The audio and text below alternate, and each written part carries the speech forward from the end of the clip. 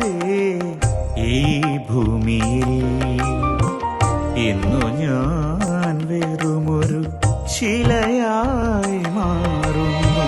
നിനക്കായി എഴുതിയ കവിതകളെല്ലാം മനസ്സിന്റെ മണിച്ചെപ്പിൽ സൂക്ഷിക്കാം.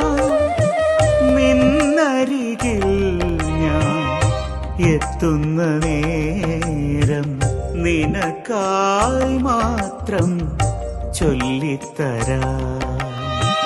നിനക്കായി മാത്രം ചൊല്ലിത്തരാം.